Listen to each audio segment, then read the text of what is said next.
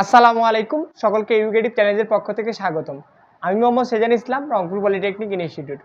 তো আপনারা যারা 2024-25 সেশনে পলিটেকনিকে ভর্তির জন্য আবেদন করেছিলেন, প্রথম, দ্বিতীয়, তৃতীয় এবং চতুর্থ পর্যায়েও কোনো পলিটেকনিকে চান্স পাননি, সেক্ষেত্রে পরবর্তীতে আপনাদের পঞ্চম পর্যায়ের রেজাল্ট কবে প্রকাশিত হবে সেটা জানাবো আজকের ভিডিওতে। তো পুরো ভিডিওটি দেখুন। তো আপনারা যারা 2024-25 সেশনে পলিটেকনিক ভর্তির জন্য আবেদন করেছিলেন, সেক্ষেত্রে কিন্তু আপনাদের অনেকে প্রথম, দ্বিতীয় এবং তৃতীয়, এর সাথে কিন্তু চতুর্থ পর্যায়ে আপনারা অনেকে চান্স পেয়ে গেছেন। এবং আপনাদের ভর্তির যে ডেট সেটা কিন্তু আপনাদের 8 তারিখ 9 মাস 2024 পর্যন্ত রয়েছে। এখন আপনারা যারা এরপরেও চান্স পাননি, এখন পর্যন্ত অপেক্ষমান অবস্থায় দেখাচ্ছে আপনাদের, সেক্ষেত্রে আপনারা কিছুদিন ওয়েট করুন। এখন এই কিছুদিন কয়দিন আপনাদের ওয়েট করতে হবে। এখন আপনাদের চতুর্থ পর্যায়ে যে আপনারা যারা চান্স পাইছেন প্রথম থেকে একদম চতুর্থ পর্যন্ত, আপনাদের যেহেতু ভর্তির ডেটটা 8 তারিখ 9 মাস 2024 পর্যন্ত আছে, এবং পরবর্তীতে এই যে 8 তারিখের মধ্যে যারা ভর্তি হবে না, আগে কনফার্মেশন করেছে, ভর্তি না হওয়ার ফলে কিন্তু কিছু পলিটেকনিকে সিট ফাঁকা হয়ে যাবে, এবং অনেকে জেনারেলেও ভর্তি হয়ে গেছে, সেক্ষেত্রে কিছু সিট ফাঁকা রয়েছে।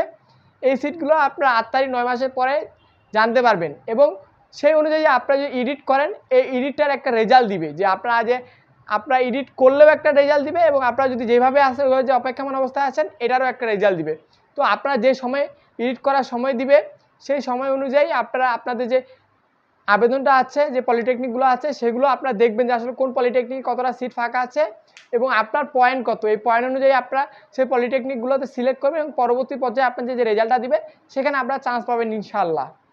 তো এখন কথা হচ্ছে যে আমাদের যে এই যে এটা সময়টা এটা কবে দেওয়া হবে, এটা হচ্ছে তোমার 8 তারিখ 9 মাস 2024, এর পরবর্তী সময়ে নোটিশ প্রকাশিত হবে, তখন আপনারা এটা জানতে পারবেন পুরোপুরিভাবে।